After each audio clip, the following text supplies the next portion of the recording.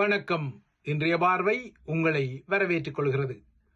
உலக அரங்கும் சரி, உள்ளூர் அரங்கும் சரி, சில பட்டறிவுகள் மற்றும் கற்பிதங்களை வழங்கும் செய்திகளை தினசரி பிரசவித்துக் கொண்டுதான் இருக்கின்றது. அந்த வகையில் உக்ரைனிய அரசு தலைவர் வொலடிமிர் ஜெலன்ஸ்கியும் ரஷ்ய அரசு தலைவர் விளாடிமிர் புட்டினும் இன்னும் 2 வாரங்களில் நேரடியாக சந்தித்து பேசும் வகையில் ஒரு பூகோள அரசியல் நிலைமை உருவாகியுள்ளது. அமெரிக்க அரசு தலைவர் டொனால்ட் ட்ரம்ப் வழங்கிய அழுத்தம் காரணமாக புட்டினுடன் நிபந்தனையற்ற ஒரு சந்திப்பை நடத்தும் வகையில் உலக நிலவரங்கள் வந்துவிட்டன. அதேபோல தாங்கள் இல்லாமல் உக்ரைன் மேற்பார்த்த ஐரோப்பாவின் தலைவிதியை தனியே வாஷிங்டனும் மாஸ்கோவும் தீர்மானித்துவிடக் கூடாது என்ற பதற்றம் மற்றும் படபடப்புடன் ஐரோப்பாவின் 6 முக்கிய அரசியல் தலைகள் நேற்று வாஷிங்டனின் ஓவல் பணியகத்தில் வரிசை கட்டி நின்றன. ட்ரம்ப் இவர்களின் வருகையை உள்ளூர விரும்பிக் கொண்டாரோ இல்லையோ, இந்த வரிசை கட்டல் இடம்பெற்றன. அதாவது தமக்குரிய வகிபாகங்களை பெற்றுக் கொள்வதற்கான முனைப்புகள் இவை. உலக அரங்கில் இவ்வாறான முனைப்புகள் இருக்க, உள்ளூரில் ஈழத்தமிழர்களின் அரசியல் பரப்பில் முனைப்புகள் வேறு விதமாக வருகின்றன. அந்த வகையில் ஈழத்தமிழர்களுக்கான அரசியல் உரிமை பாதுகாப்பு உத்தரவாதங்களை அனைத்துலக அரங்கில் அழுத்தமாக விவாதிக்க வேண்டிய தரப்பில் உள்ள தமிழ் அரசியல் தலைகள், குறிப்பாக தமிழ் தேசிய அரசியல் தலைகள் தற்போது அவிழ்ந்த சாக்கில் இருந்து உருண்டோடு நெல்லிக்காய்கள் போல திக்கொன்றில் இருப்பதை யதார்த்தம் புலப்படுத்துகின்றது. இதனால்தான் தமிழ் பகுதியில் நேற்று நடத்தப்பட்ட முழக்க போராட்டத்தின் அதிர்வுகள் இன்றும் பின்னதிர்வுகளாக தொடர்ந்தன. யாழ்ப்பாணத்தை தவிர வடக்கு கிழக்கில் தாம் நடத்திய முடக்க போராட்டம் வெற்றியடைந்ததாக தமிழரசுக் கட்சியின் பதில்களாக உள்ள தலைவரும் அதன் செயலாளர்களும் நேற்று ஒரு அறிக்கையிடலை செய்திருக்கக்கூடும். ஆனால் ஈழத்தமிழர்களின் அரசியல் பிரச்சினை சார்ந்த விடயங்களில் மேற்குலக ராஜதந்திரிகள் முதல் கொழும்பு அதிகார மைய முகங்கள் வரை முக்கியமான ஒரு நாடி பிடிப்பை செய்யும் இடமாக இன்றளவும் யாழ்ப்பாணம் இருப்பதையும் மறக்க முடியாது. தமிழரசுக் கட்சியின் தலைமையகம் கூட அங்குதான் இருக்கின்றது. இந்த நிலையில்தான் யாழ்ப்பாணத்தை தவிர ஏனைய இடங்களில் முடக்க போராட்டம் வெற்றியடைந்ததாக நேற்று தமிழரசுக் கட்சியின் பதில் தலைகள் அறிக்கையிடுவது அறுவை சிகிச்சை வெற்றி, நோயாளி செத்தான் என்ற நிலைமைக்கு ஒப்பானது. யாழ்ப்பாணத்துக்குள் தமிழ் தேசிய அரசியலை சுருக்க முடியாது. தமிழ் தேசியம் என்பது யாழ் மையவாதம் இல்லை என பேச்சுக்காக தமிழரசு மற்றும் அதன் புராக்சிகள் சமூக வலைத்தளங்களில் கருத்திடல்களை செய்தாலும் யாழ்ப்பாணத்தின் முக்கியத்துவம் என்பது அனைத்துலக ராஜதந்திர மட்டத்தில் இன்றளவும் இருக்கத்தான் செய்கின்றது. இதனால் தான் கொழும்பு முதல் டெல்லி வரை மேற்குலக ராஜதந்திரிகள் என முதலில் தமது பரோமீட்டர் எனப்படும் அழுத்தமானியை ஈழத்தமிழர்களின் அரசியல் பிரச்சனையை மையப்படுத்தி வைத்து பார்க்கும் ஒரு முக்கிய மையமாக யாழ்ப்பாணம் இருப்பதால், யாழ்ப்பாணத்தில் ஒரு முக்கியமான பிரச்சனையில் நடைபெற்ற போராட்டத்தில் தமிழரசுக்கு கிட்டிய தோல்வி என்பது தமிழரசுக் கட்சிக்கும் ஒரு அடியாகத்தான் இருக்க முடியும். யாழ் மீதான இந்த முக்கியத்துவம் காரணமாகத்தான் கடந்த பொது தேர்தலில் முதன்முறையாக தென்னிலங்கை கட்சியான அனுரகுமார திசாநாயக்காவின் தேசிய மக்கள் சக்தி யாழ்ப்பாணத்தில் பெற்ற ஆச்சரியகரமான வெற்றி ஒரு உலுக்கத்தை உள்ளூரிலும் புலம்பெயர் தமிழர் பரப்பிலும் ஏற்படுத்தியிருந்தது. ஆனால் யாழ்ப்பாணத்தின் தற்போதைய நிலையை நோக்கும்போது தமிழ் தேசிய பரப்பு உவைகை கொள்ளும் நிலையில் யதார்த்தம் இல்லை என்பது இன்னொரு கசப்பான யதார்த்தம். இதேபோல கடந்த வருட தேர்தலில் தென்னிலங்கை கட்சியான அனுரவின் மாலிமாவை எனப்படும் தேசிய மக்கள் சக்தி இல்லை என்றால் திசை காட்டி யாழ்ப்பாணத்தில் எவ்வாறு ஒரு ஆச்சரியகரமான வெற்றியை பெற்றது, அதற்குரிய காரணங்கள் என்ன என்பது குறித்து இன்று வரை முறையான விடைகளை தேடும் வகையில் தமிழ் தேசிய கட்சிகள் தமது சுய பரிசோதனைகளை மேற்கொள்ளவில்லை என்பதற்கும் புதிய சாட்சிகள் வருகின்றன. உண்மையான பட்டறிவுகளை தேடாமல் பூசி மெழுகும் போக்குகளும் நானும் ஜெயிலுக்கு போறேன் பாணியிலான அறிக்கையிடல்களும் தான் உசுப்பேற்றல்களாக தொடர்ந்தும் வெளிவர தலைப்படுகின்றன. இதற்கிடையே தமிழரசுக் கட்சியின் நேற்றைய போராட்டத்தின் வெளிப்பாட்டால் தான் வடக்கு கிழக்கில் உள்ள பழைய முகாம்கள் அகற்றப்படுவதாக தமிழரசுக் கட்சியின் புராக்சி வலைப்பதிவர்கள் கூட சில செய்திகளை வலிந்து பரப்பிக் கொண்டார்கள். இவ்வாறாக பரப்பப்படும் செய்திகளை தனது முகநூலில் கூட சுமந்திரன் இணைத்திருக்கின்றார். போராட்டம் நடத்தப்படுவதற்கு முதல் நாளான நேற்று முன்தினம் ஸ்ரீலங்காவின் அமைச்சரவை பேச்சாளரும் அமைச்சருமான நலிந்த ஜெயசித தெரிவித்த ஒரு கருத்து தான் இந்த அதிர்வுகளுக்கு காரணமாக இருந்தது.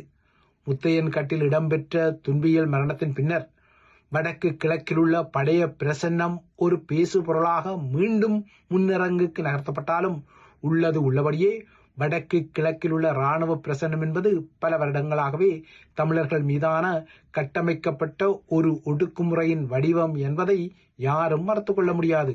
ஸ்ரீலங்காவில் தற்போது ஆட்சி தரப்பில் உள்ள ஜேவிபி என்னதான் 2 முறை ஸ்ரீலங்கா பாதுகாப்பு தரப்பு மீதான தாக்குதல்களை நடத்திய கிளர்ச்சிகளை செய்தாலும், அந்த கிளர்ச்சிகளில் தோல்வியை அடைந்தாலும், தமிழர் தாயகத்தின் மீதான இராணுவ மேலாதிக்கம் அல்லது இருப்பு என வரும்போது மட்டும் அது சோடை போகும் ஒரு தரப்பு அல்ல என்பதும் வரலாற்றில் நிரூபணமான ஒரு விடயம்.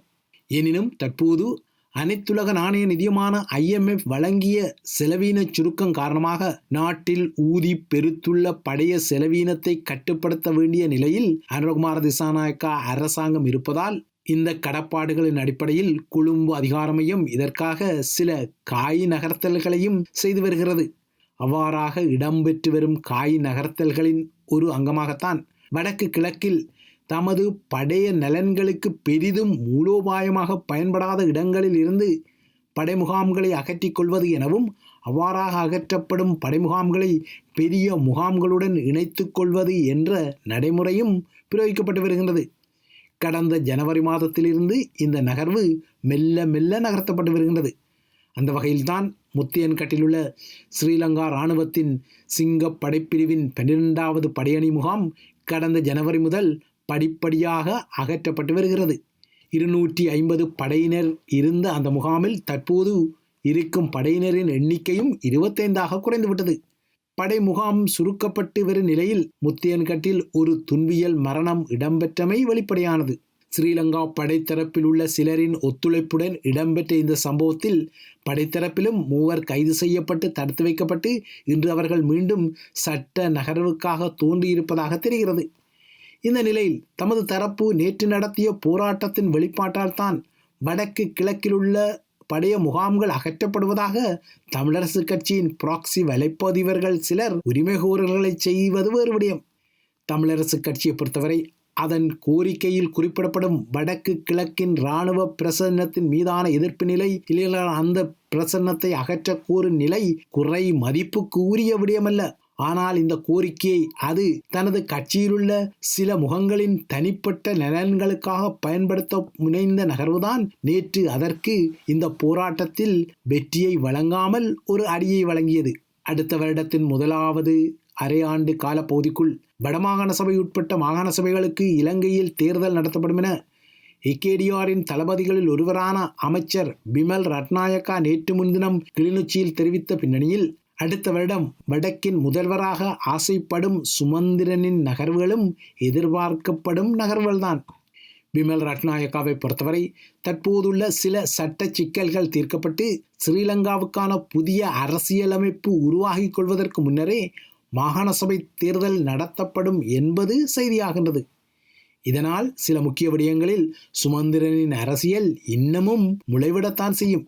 இதேபோல தமிழரசை எதிர்க்கும் அரசியல் எதிராளிகளை பொறுத்தவரை நேற்று தமிழரசு நடத்திய இதே கோரிக்கையுடன் அவர்களும் ஒரு போராட்டத்தை நடத்த வேண்டிய நிலை எதிர்காலத்தில் வரக்கூடும். இதற்கிடையே தமிழர்கள் சார்ந்த இன்னொரு விடயமாக இன்னும் 3 வாரங்களில் ஜெனீவாவில் ஐநா மனித உரிமை பேரவையின் 60வது அமர்வில் அதிரவுள்ள இலங்கை குறித்த புதிய தீர்மான விடயம் வருகிறது. இந்த புதிய தீர்மானத்தை எதிர்கொள்ள ஏகேடிஆர் தரப்பும் தயாராக உள்ளது. ஆனால் இவ்வாறாக அந்த தீர்மானத்தை எதிர்கொள்வது என்பதுதான் அதற்கு சவாலாக உள்ள ஒரு விடயம். ஜெனீவாவில் வரவுள்ள தீர்மானம் கடுமையான அழுத்தங்களை வழங்கும் ஒரு தீர்மானமாக வராது என்ற நம்பிக்கையுடன் இந்த தீர்மானத்துக்கும் இணை அனுசரணை வழங்கும் ஒரு பாங்கை தற்போது கொழும்பு ஆட்சி அதிகார மையம் வெளிப்படுத்தி வருகின்றது. தற்போது பிரித்தானியாவும் கனடாவும் இலங்கை குறித்த தீர்மானத்தை ஜெனீவா அரங்கில் முன்னகர்த்த ஓடோடி திரிகின்றன. இந்த விடயம் கொழும்பு அதிகார மையத்துக்கும் தெரியும். டயஸ்போரா எனப்படும் புலம்பெயர் தமிழ் சமூகம் உட்பட இலங்கையில் உள்ள அரசியல்வாதிகளுக்கும் தெரியும். ஜெனீவாவில் நகர்த்தப்படும் புதிய தீர்மானத்தை பொறுத்தவரை முன்னர் 2015ஆம் ஆண்டில் ஸ்ரீலங்காவின் வெளியுறவு அமைச்சர் மங்கர சமரவீர செய்த தந்திரோபாயம் போல இந்த முறை ஏகேடிஆர் அரசாங்கமும் இந்த தீர்மானத்திற்கு ஒரு ஆதரவு நிலையை எடுக்கலாம் என கிசுகிசுக்கப்படுகின்றது. இதற்கான சாத்தியப்பாடுகளை இப்போது ஏகேடிஆர் தரப்பு நடத்தி வருகிறது. முள்ளிவாய்க்கால் பேரழிவு காலம் மற்றும் அதற்கு பின்னர், அதாவது 2009ஆம் ஆண்டு முதல் ஜெனீவாவில் இடம்பெற்று வரும் இலங்கை தொடர்பான அதிர்வுகளில் 2015ஆம் ஆண்டில்தான் முதலாக அன்றைய மைத்திரி ரணிலின் நல்லாட்சி அரசாங்கத்தால் ஜெனீவாவுக்கு ஒத்துழைப்பு என்ற ஒரு தந்திரோபாயம் எடுக்கப்பட்டது. ஆனால் அதற்கு முன்னரும் பின்னரும் ராஜபக்சேக்கள் ஜெனீவா எதிர்ப்பைத்தான் தமது அரசியலாக நகர்த்தி கொண்டனர். இந்த பின்னணியில் எதிர்வரும் செப்டம்பரிலும் இலங்கை தொடர்பாக வரக்கூடிய தீர்மானம் 2015 மீள் உருவாக்கமாக, அதாவது ஸ்ரீலங்காவும் ஆதரவு வழங்கும் ஒரு நகர்வாக வெறும் என எதிர்பார்க்கப்படுகின்றது. இலங்கை குறித்த புதிய தீர்மானத்தில் கடும் தன்மை இல்லாமல், பொறுப்புக்கூறலுக்குரிய அழுத்தங்கள் இல்லாமல் விட்டால் ஒத்துழைப்பு வழங்கப்படும், இல்லையென்றால் எதிர்ப்பு எடுக்கப்படும் என்ற வகையில் கொழும்பின் நகர்வுகள் வெளிப்படுத்துகின்றன. கொழும்பின் இந்த அதிர்வை லண்டன், ஒட்டோவா ஆகிய ஜெனீவா தீர்மானத்தை முன்னகர்த்தும் மையங்களும் அவதானித்துக் கொள்கின்றன.